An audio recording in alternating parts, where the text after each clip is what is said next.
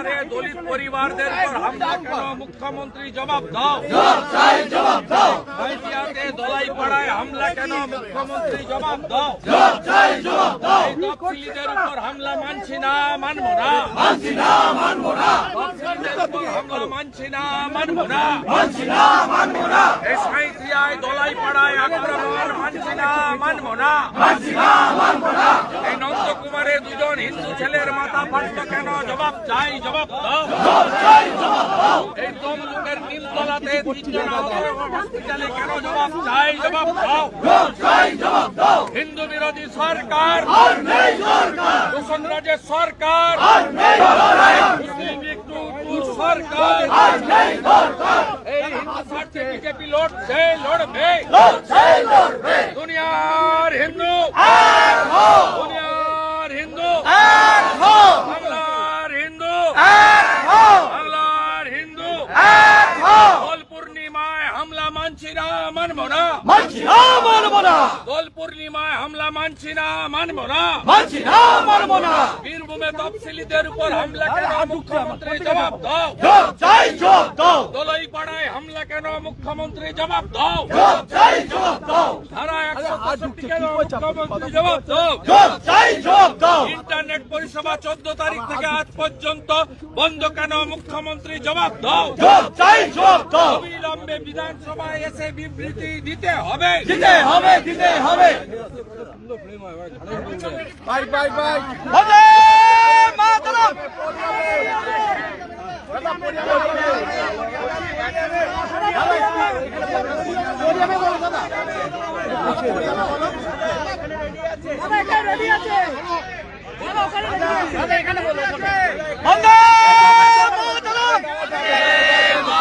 হিন্দুদের উপর অত্যাচার হচ্ছে কেন? মুখ্যমন্ত্রী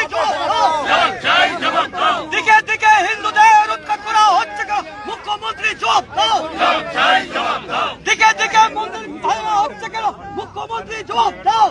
আপনারা জানেন যে ভারতীয় জনতা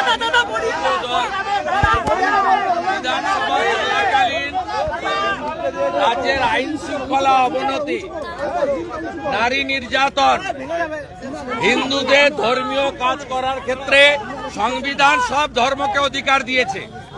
কেবলমাত্র হিন্দুদের উপরে কেন বারে বারে আক্রমণ? সাঁইথিয়ার 5টা গ্রামে 14 তারিখ থেকে ইন্টারনেট পরিষেবা বন্ধ। আপনারা কেউ ক্যামেরা নিয়ে যেতে পারেননি ওখানে। ধারা 163 এর উত্তর মুখ্যমন্ত্রীকে বিধানসভায় এসে দিতে হবে।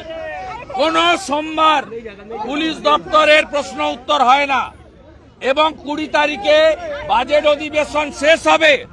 এবারেও গত 14 বারের মতো, 13 বারের মতো এবারেও স্বরাষ্ট্র তথা পুলিশ দপ্তরের বাজেট গিলোটিনে পাঠানো হয়েছে।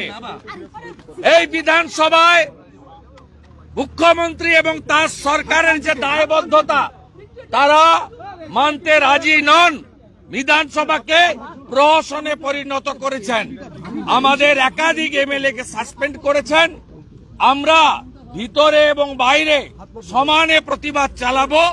ক্যামেরা নিষিদ্ধ ভিতরে, তাই প্রত্যেক দিনই রাস্তায় এসে জনগণের কাছে আমাদের কথা বলতে হচ্ছে।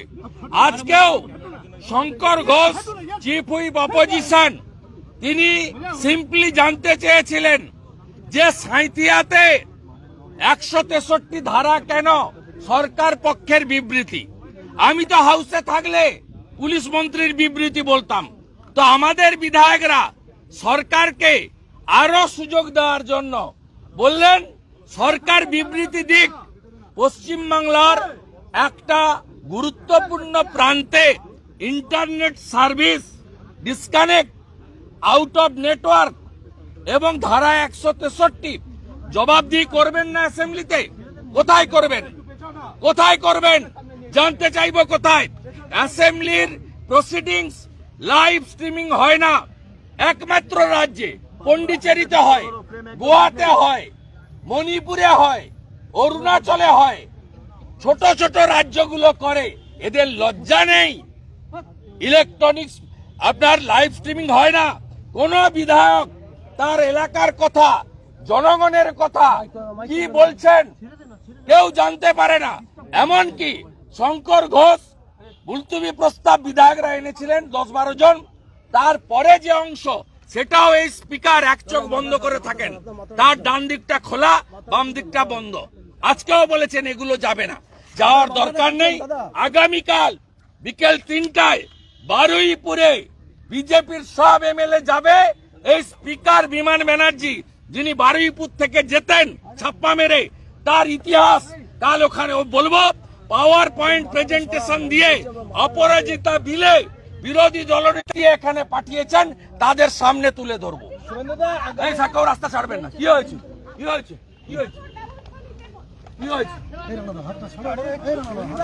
কি হয়েছে? আপনারা মেয়েগুলো দাঁড়িয়েছে বিধায়করা, কি হয়েছে? এরকম করছেন, অন্য গেট দিয়ে পাঠান। গেট নেই নাকি অ্যাসেম্বলিতে?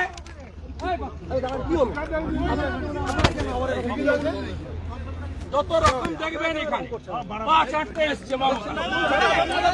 5-8টে ইংলিশ হবে।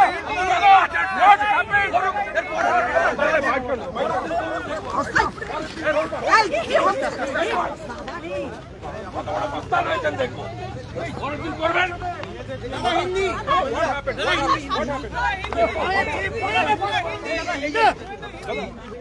We are elected. We are lawmaker. Hindi